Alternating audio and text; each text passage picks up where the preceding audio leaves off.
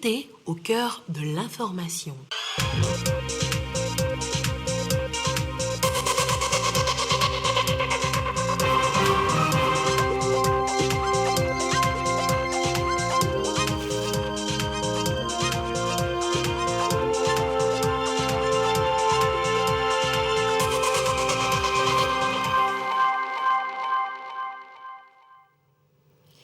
Le Togo a abrité cette année le Forum des jeunes francophones sur le climat en Afrique. Cette rencontre s'est tenue à Tapamé, dans la région des Plateaux. Les participants ont partagé leurs expériences en matière de lutte contre les effets du changement climatique. Le siège de la Chambre consulaire régionale est en construction à Lomé. Le comité interparlementaire de l'UEMOA s'est rendu sur le site ce matin pour constater l'état d'avancement des travaux, une activité qui se situe dans le contexte du CIP UEMOA. Et puis, dans le prolongement de la journée de la femme africaine célébrée le 31 juillet de chaque année, nous nous sommes intéressés ce soir à l'ouvrage du ministre Charles Kondi Agba, ministre avec Eyadema. C'est le titre de ce livre, particulièrement La femme dans le gouvernement. Bonsoir, monsieur le ministre. Bonsoir, madame. Merci à tout de à l'heure. m'avoir invité. Je vous en prie. Voilà donc pour les titres. Bonsoir à toutes et à tous. La paix et le vivre ensemble, des concepts qui ont fait l'objet d'une séance de travail dans la région des Savanes. Le projet est en cours d'exécution. Un bilan à mi-parcours s'avère nécessaire pour de nouvelles perspectives. Gérard Laoudou.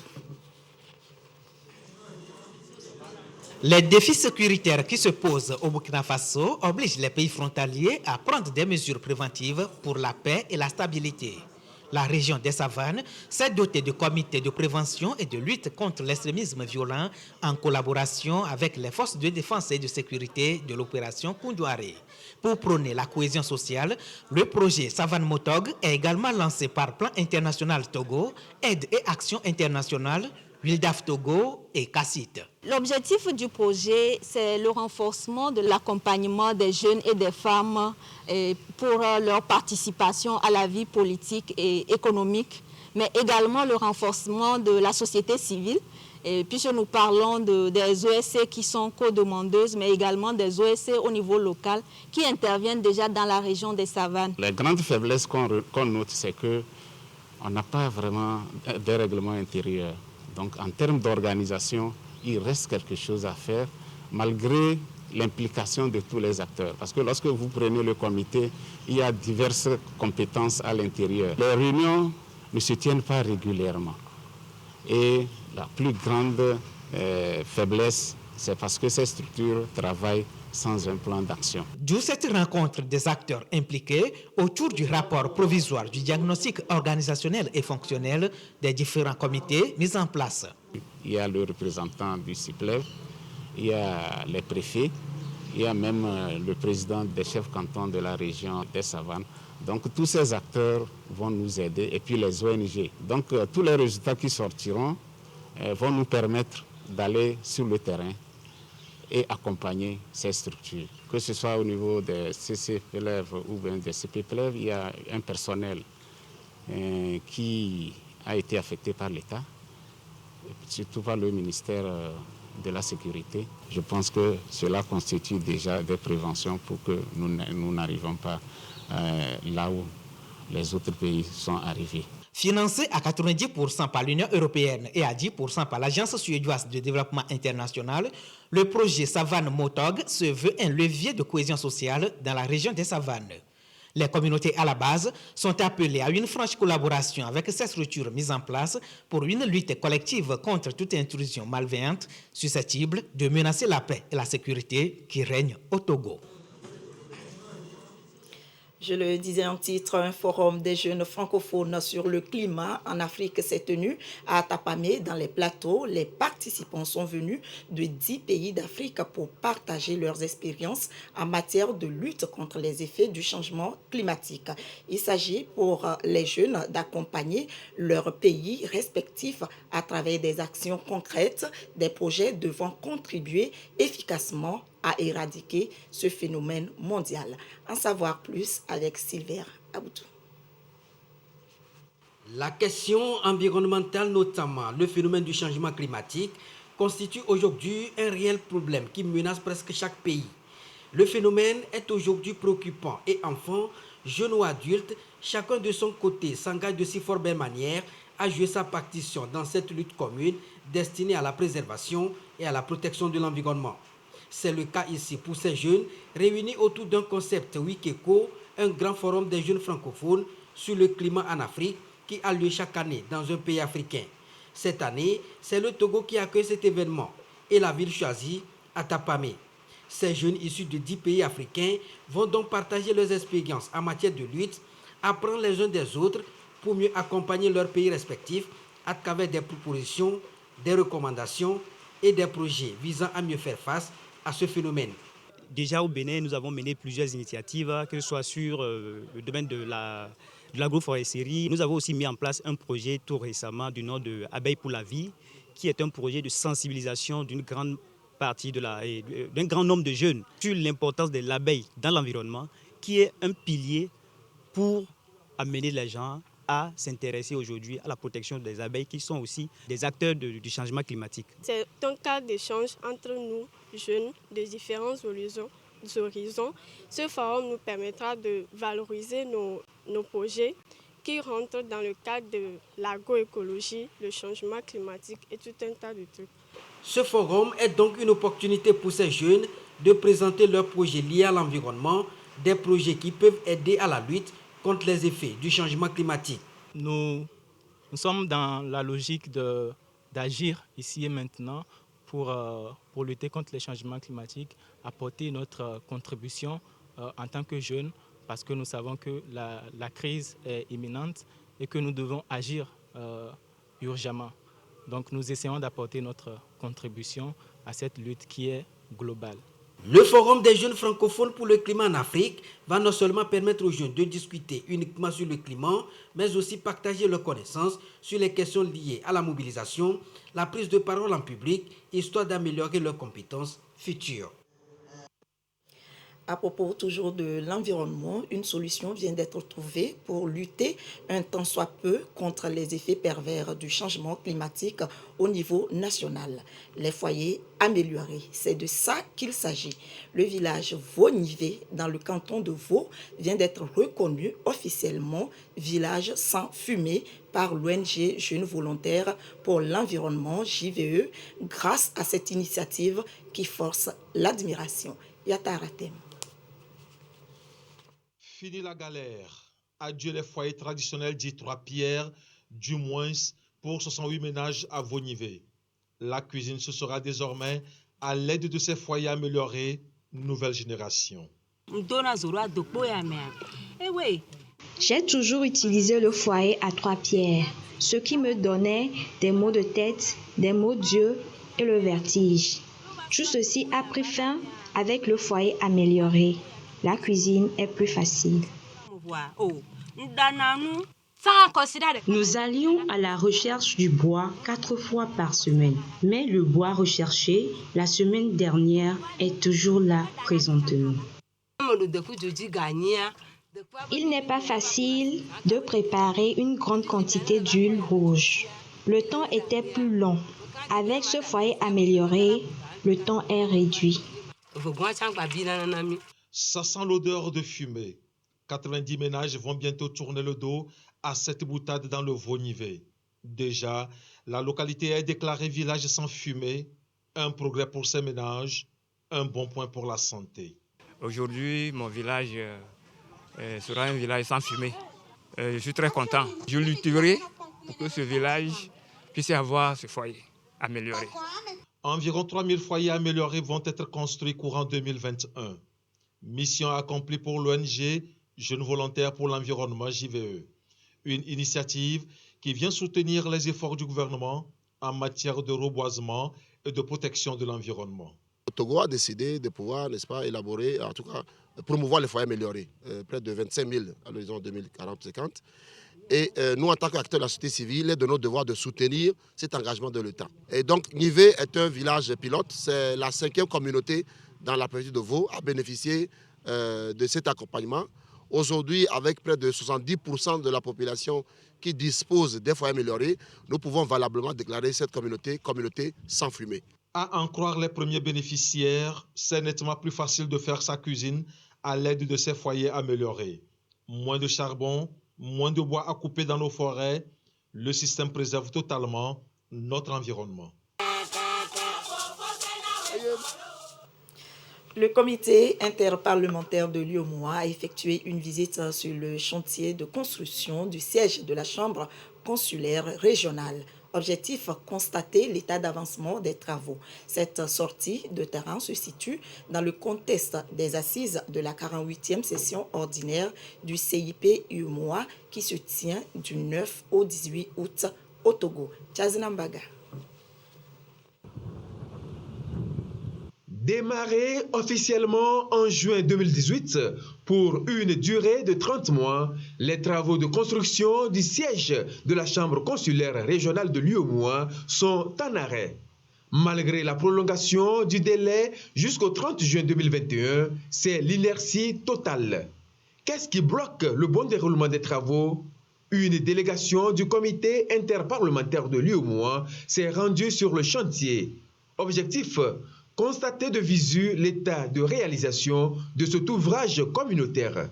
Nous avons constaté qu'il y a eu des œuvres qui ont été mises en régie et le comité de gestion de la régie a effectué des efforts pour faire avancer les travaux depuis décembre 2020. Aujourd'hui, nous sommes à 41% de taux d'exécution avec un délai de 30 mois qui est déjà consommé. Et selon les derniers engagements qui avaient été pris, il avait été décidé qu'au 30 juin 2021, les chantiers devraient être remis à la commission afin d'abriter l'organe consulaire. Visite guidée doublée d'explications. L'AGETUR, le maître d'ouvrage délégué, donne les raisons qui justifient l'arrêt des travaux. La première difficulté que nous avons eue sur ce chantier, c'est la défaillance technique et défaillance organisationnelle. Et c'est cette défaillance organisationnelle de l'entreprise qui nous a conduit à la mettre en régie. Il s'agit de l'entreprise responsable du gros œuvre et qui est également responsable des travaux d'électricité. Donc en dehors de cette entreprise, il y a également l'entreprise qui est responsable de l'étanchéité et de la plomberie et qui a tardé à démarrer ces travaux et qui a également été mise en régie. Donc en dehors de cette difficulté, nous avons des difficultés de disponibilité de ressources. C'est-à-dire que nous avons démarré la régie de ces deux entreprises le 15 décembre 2020. Et aujourd'hui, à ce jour, on est à court de ressources pour pouvoir continuer les activités qui étaient prévues dans le cadre de cette régie. Et il y a un comité conjoint qui est arrivé, de l'UEMOA, qui était arrivé et qui a demandé à ce que les fonds qui avaient été mis à disposition pour la gestion de ces travaux soient justifiés avant et que le compte ne soit alimenté pour pouvoir continuer les travaux. Donc nous sommes en train de nous atteler et à préparer ces justificatifs que nous allons transmettre à la commission d'ici 2 semaines afin de pouvoir obtenir les fonds nécessaires pour la suite des travaux. C'est tout à fait normal. Quand on fait une avance, il faut justifier l'utilisation de ces ressources avant de faire à nouveau un appel de fonds. Donc la commission est dans son rôle, et le comité de vérification a joué franc jeu, donc il faut féliciter la commission pour cette transparence et cette rigueur dans la gestion des ressources publiques de la commission. Nous invitons la commission à prendre les dispositions idoines nécessaires afin de pouvoir faire avancer les chantiers. Malgré les irrégularités qui ont été observées, il va falloir trouver des solutions afin de pouvoir avancer. Cette visite intervient en marge des travaux de la 48e session ordinaire du comité interparlementaire de l'UEMOA qui se tient au Togo du 9 au 18 août 2021. Le chantier du siège de la Chambre consulaire régionale de l'UEMOA est situé dans le nouveau quartier des affaires au niveau du carrefour GTA à Lomé. Suite des procès à la cour d'assises de Lomé, c'est une affaire d'assassinat qui a retenu cette fois-ci l'attention. L'accusé a écopé de 10 ans de réclusion criminelle pour avoir été complice d'un meurtre. Les faits remontent à 2016. Le récit avec Clarisse Atticlé. Sur le banc des accusés, le sieur Kudjo Kantcho. Il est accusé de complicité d'assassinat sur la personne de Dame Rodalo. C'était en 2016 à Akpare, préfecture de Kolokopé. L'accusé, conducteur de taxi-moto, a été sollicité par Kokou Kabo pour les amener, lui en compagnie d'une dame, sur un lieu de sacrifice. Pendant qu'il attendait ses clients au bord du sentier, le nommé Kokou Kabo revient tout seul. À la question de savoir où est la dame, l'accusé apprendra qu'elle a été assassinée. Kantou va aider Kabo à enterrer le corps de Dame Rodalo, d'où l'accusation de complicité d'assassinat qui pèse sur lui. Une affaire un peu floue. L'avocat général plaide pour une requalification des faits. Nous sommes dans la nuit noire, Monsieur le Président. Aujourd'hui, M. Kantou a le beau rôle. Dame Mouzou est décédé, il n'a pas témoigné. Kabo est décédé, il n'a pas témoigné. Donc c'est lui face à nous. Qu'est-ce qu'on peut faire? On habille le mort, qu'elle y a enterré, et tout enterré. C'est Kabo qui a tout fait. En bon père de famille, nous devons discerner le droit de la réalité. C'est pourquoi je requiers qu'il vous plaise, Monsieur le Président, requalifier les faits d'assassinat reprochés à M. Kantcho Kodjo en complicité d'assassinat. À la délibération, le président de la Cour d'appel a requis 10 ans de réclusion criminelle contre le sieur Kudjo Kantcho, qui se retrouve seul accusé dans cette affaire d'assassinat, car le sieur Kokou Kabo a été entre-temps lynché à mort. Kabo Kokou a volontairement donné la mort à Dame Mouzou Odalo, avec ces circonstances que le maître a été commis avec préméditation. La Cour condamne l'accusé Kantcho Kudjo à 10 ans de réclusion criminelle, déclare régulière la constitution de partie civile du sieur Kawele, comme là, condamne l'accusé à payer à la partie civile la somme de 1 million de francs à titre de dommages-intérêts. Condamne l'accusé au dépens, l'avise qui dispose d'un délai de 8 jours pour se pourvoir en cassation devant la Cour suprême du Togo. L'avocat de la défense aurait souhaité que son client soit acquitté après 5 ans de détention. Le ministère public est d'avis avec nous que les faits d'assassinat ne sont pas constitués. Il faudrait soit aller sur le terrain de complicité. C'est cette base qu'il a été condamné à 10 ans de réclusion. Nous prenons acte de la décision. Certes, il a été relevé des circonstances atténuantes, mais quand même, par rapport au débat, nous avons estimé que notre client méritait mieux que ça. Le sieur Kantcho Kudjo retourne donc en prison pour 5 bonnes années, puisqu'il a déjà purgé la moitié de sa peine. Actualité hors du Togo, en Algérie, des incendies continuent de ravager le nord du pays. Le bilan s'alourdit. Pompiers, militaires et volontaires œuvrent à éteindre les derniers feux de forêt avivés par une chaleur extrême. Après le passage des flammes, il ne reste plus rien. Depuis le 9 août, la région de la Kabylie en Algérie est ravagée par des incendies hors normes, attisés par la chaleur.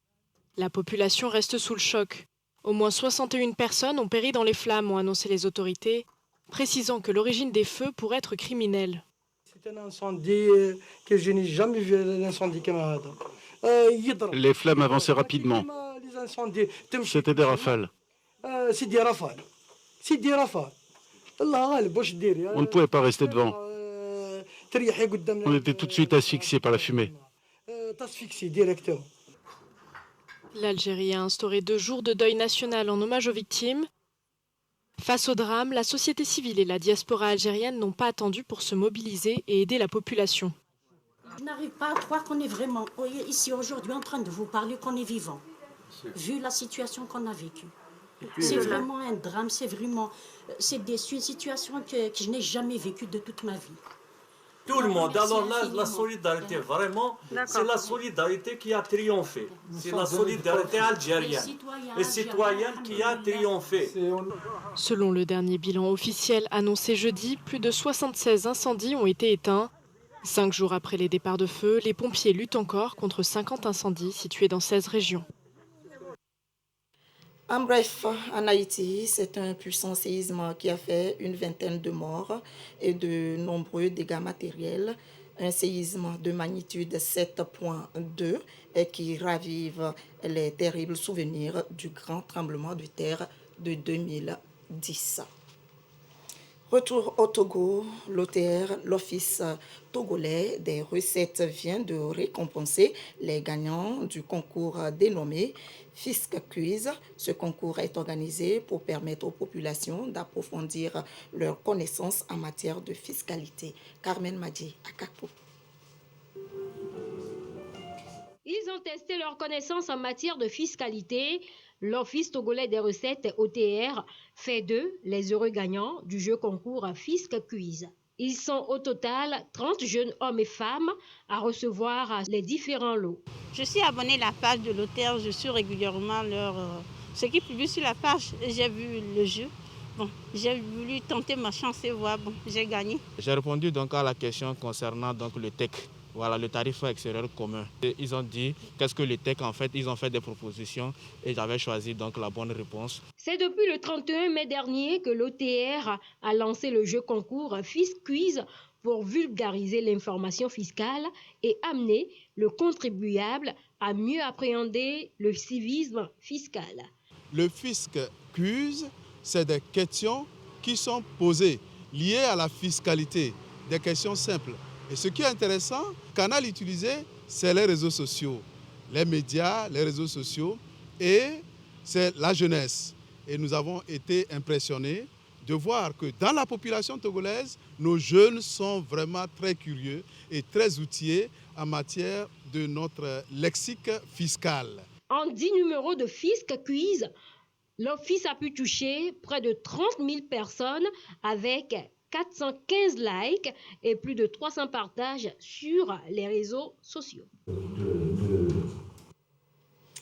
Voilà, je vous l'annonçais en titre, nous sommes sur ce plateau avec le ministre Charles Kondi Agba. Bonsoir, monsieur le ministre. Bonsoir, madame. Le 31 juillet, c'était la journée de la femme africaine. Nous allons revisiter donc votre livre sous l'angle de la promotion de la femme. Ça nous fait aussi de l'histoire. Tout à fait, tout à fait. La première femme à entrer au gouvernement, c'était en 1977. Nous renseigne votre livre. Oui. Aujourd'hui, elles sont 12 en 2021. Comment expliquez-vous cette ascension fulgurante des femmes? Bon, je pense qu'il faut revenir au début, l'histoire, n'est-ce pas, de l'arrivée de la femme au gouvernement. Le tout premier gouvernement, il n'y en avait pas. Le gouvernement de Gruniski, le gouvernement du président Olympio, et puis une deuxième fois Gruniski, jusqu'à, n'est-ce pas, l'avènement du président Eyadema. Nous sommes en 67 et le ministre de la Santé, c'est Albert Diafaro. C'est comme ça que nous l'appelions. Et le ministère de la Santé, il va devenir ministre de la Santé et des Affaires sociales. On se rend compte de plus en plus que les questions féminines sont importantes et on associe à son ministère de la Santé, des Affaires sociales et de la promotion de la femme. C'est la première fois que ça apparaît. En ce moment-là, c'est un pharmacien qui est ministre et c'est plus élégant quand même. On ne peut pas faire la promotion de la femme sans la femme. Sans la femme, en même temps que il y a un ministre de la Santé et des Affaires sociales, on désigne Mme Biemi Keke comme ministre délégué auprès du ministre de la Santé chargé de la promotion de la femme. C'est normal. C'est normal qu'elle s'occupe des questions féminines. Et puis, bien sûr, comme vous l'avez dit, ça va aller en augmentant parce qu'on se rend compte que les femmes, elles tiennent bien les services qu'on leur donne. Elles tiennent bien les services qu'on leur donne. Je vais y revenir plus tard. Aujourd'hui, nous sommes à 12 et c'est même une femme qui préside, on va y arriver, qui coordonne l'action gouvernementale. C'est parce qu'elles l'ont mérité. En effet. Absolument. Et vous-même, vous entrez au gouvernement en 1999 avec seulement 2 collègues femmes. Oui. Mesdames Aïssatou et Devo. Oui. Quels étaient vos rapports, les rapports des ministres hommes avec leurs collègues femmes? Achira était... C'est ça. Achira était ministre des Affaires sociales, justement, et de la promotion de la femme. Et Mme Devo s'occupait des relations avec le Parlement. Des relations de collègues, de collégialité. C'était chaque fois qu'on met une femme au gouvernement, c'est des femmes, je ne vais pas dire qu'elles dépassent les hommes, non, on ne va pas aller jusque-là, mais c'est des femmes, des costaudes, voilà. Hein, donc, on a des relations de camaraderie, de collégialité, ça se passe très bien. En tout cas, l'expérience que j'en ai vécue, aucun problème. En 2003, on compte 5 femmes au gouvernement. Oui. Aujourd'hui, on en compte jusqu'à 12 oui. avec une femme Premier ministre, oui. une ministre des Armées et une femme à la tête de l'Assemblée nationale. On s'en réjouit, bien évidemment. Oui. Et c'est quoi, selon vous, le déclic? Je répète encore une fois, elles l'ont mérité. Bon, vous descendez un peu plus bas. Dans les temps anciens, les filles n'allaient pas à l'école très loin. Il y avait cette pesanteur traditionnelle, et tout de suite on les a sorties, on les a mariées peut-être trop tôt, ou bien alors elles sont assignées aux charges domestiques. Mais de plus en plus, les filles vont à l'école, elles y restent, et elles ont des diplômes qui, ma foi, font qu'elles peuvent diriger de grands services. Vous l'avez dit, aujourd'hui, la première ministre, c'est une femme, et la femme peut occuper tous les postes ministériels. De l'expérience que moi j'en ai eue, aujourd'hui, il y a une ministre des Forces armées, la ministre de l'économie, ministre de la santé, elles ont occupé tous les postes. Elles peuvent occuper tous les postes, au point qu'aujourd'hui, c'est une d'elles qui est la première ministre et qui coordonne toute l'action gouvernementale. Le déclic, c'est que la femme est allée plus loin à l'école. Elle a acquis les mêmes diplômes, si ce n'est plus que les hommes. Et ma foi, ben voilà comment moi j'explique ça. D'accord. Monsieur le ministre, avec Eyadema, oui. 428 pages. Oui. Qu'est-ce qui a motivé ce ouvrage? D'abord, la première question, il y a une autre sous-question que je vais vous poser. Bon, d'accord, je vais répondre d'abord à la première. Oui. L'ouvrage nous a été suggéré par le long temps que le président Eyadema a passé à la tête du pays. Vous pouvez compter, c'est variable. 38 ans, c'est sûr. Mais quand on sait qu'après le coup d'État de 63, pendant 4 ans, même s'il y avait le président Gruniski, la réalité du pouvoir était dans les mains du président. Et c'est Gruniski lui-même qui le dit d'ailleurs, avant de former un gouvernement, il consultait d'abord le chef d'état-major Gnassingbé Eyadema. Alors donc, pendant ce long temps-là, quels sont ceux qui ont accompagné le président? Parce qu'un président ne gouverne pas tout seul. Ce n'est pas possible.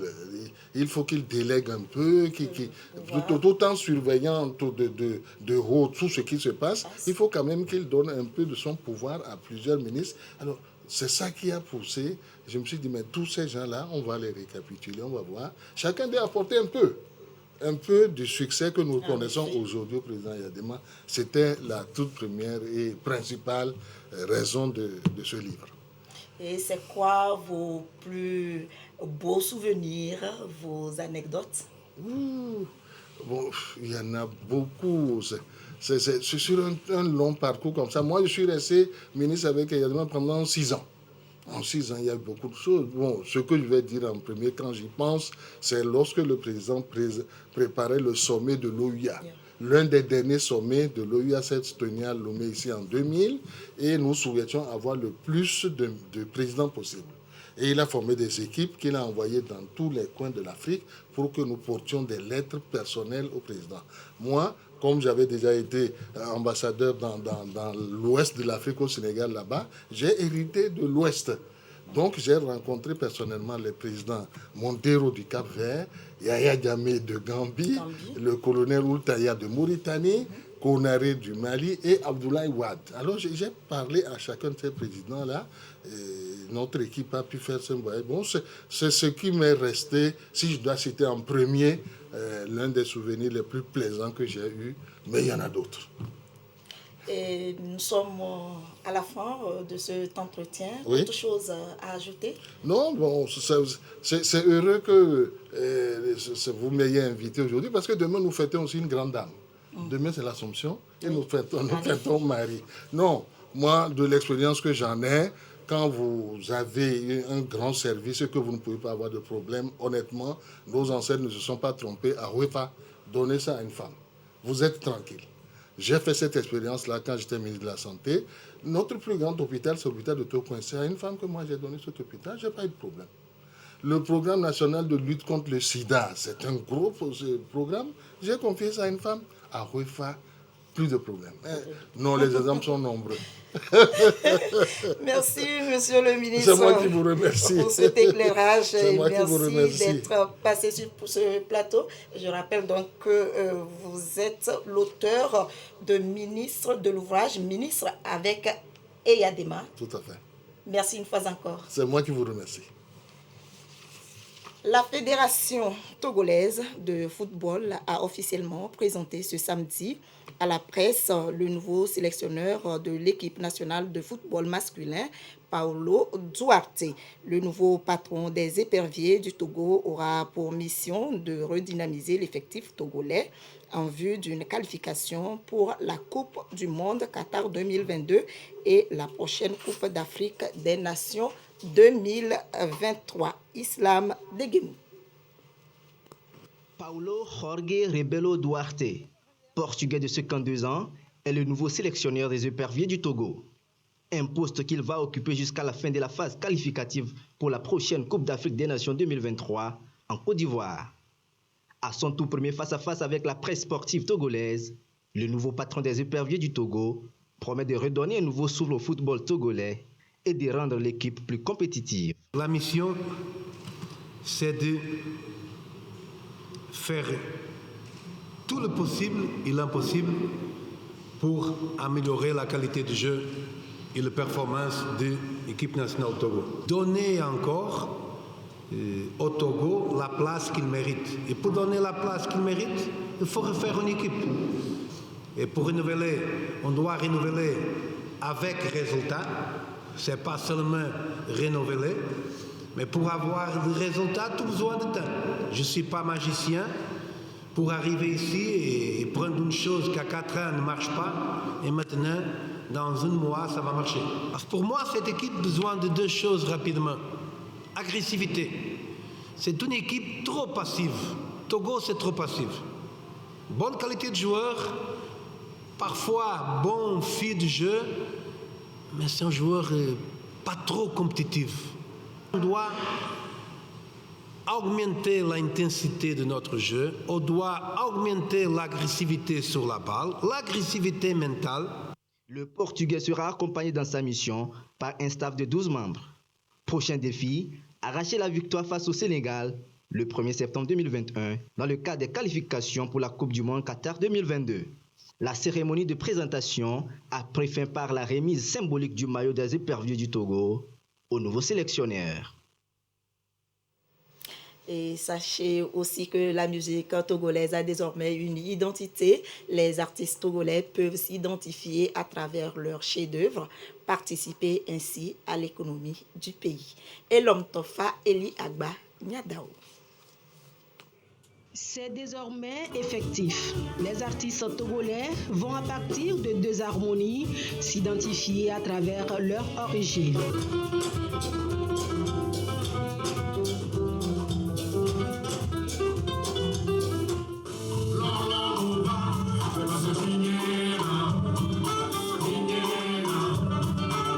Une identité musicale togolaise qui, dans toute sa splendeur, est ici révélée au public. Je suis fière de tous ces artistes rassemblés ici autour de la chanson, de la musique togolaise. Le Togo est égorgé de beaucoup de talent, fière d'être togolaise. C'est après 1 mois de dur labeur que les artistes togolais ont pu accoucher leur séquence musicale, leur marque. Un ensemble d'éléments qui peut être décliné dans différentes compositions. À partir d'aujourd'hui, nous pouvons dire qu'on est prêt à contribuer aussi à l'économie de notre pays. C'est très important que la culture contribue à l'économie de ce pays. Ma musique est particulière, il y a une harmonie, il y a une gamme, il y a une identité. Il y a un nom sur cette identité-là, le vaudou, qui est connu partout dans le monde. Donc ce vaudou, nous devons la promouvoir. Et je parle du vaudou dans sa dimension culturelle, pas dans sa dimension initiatique ou spirituelle. Composer des morceaux dans cette gamme, ça va être différent des Sénégalais, des Maliens des Maghrébins. Puisqu'on est très en retard, on est obligé de se dresser, la rigueur, la discipline. Il s'agit pour la Fédération togolaise de musique de recadrer les artistes togolais, les orienter à mettre en œuvre nos cultures pour que la valeur culturelle du pays soit reconnue sur le plan international. C'est un travail bien fait et c'est un travail pragmatique et nous avons montré les gammes que nous avons révélées et l'harmonie que nous avons mise en exergue pour mettre en valeur notre identité musicale. Il suffisait simplement qu'on entonne l'instrumental et vous allez dire en même temps que oh non, c'est un Malien qui va chanter. Même si c'est un Français qui allait chanter, nous aussi, nous avons essayé de mettre en valeur cette harmonie qui nous permet déjà avec l'instrumental, vous aurez en même temps une idée que cette musique qui va venir ou bien cette chanson qui sera jouée forcément est d'origine togolaise.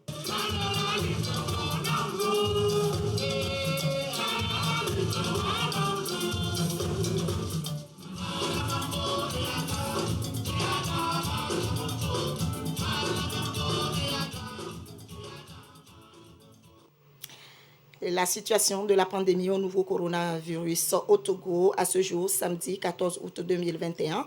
La situation de la pandémie au nouveau coronavirus au Togo se présente comme suit. Le nombre de cas confirmés est de 17 846. 265 nouveaux cas depuis hier. Le nombre de personnes guéries est de 15 409. 90 nouveaux guéris depuis hier. Le nombre de cas actifs est de 2272 et le nombre de décès est de 165. Et c'est signé le ministre de la Santé, de l'Hygiène publique et de l'Accès universel aux soins, professeur Moustapha Mijiawa. Et c'est la fin de ce journal. Merci de nous avoir suivis. Je vous souhaite une très belle soirée. Bonne fête de l'Assomption à tous les chrétiens catholiques. Bon week-end et à très prochainement.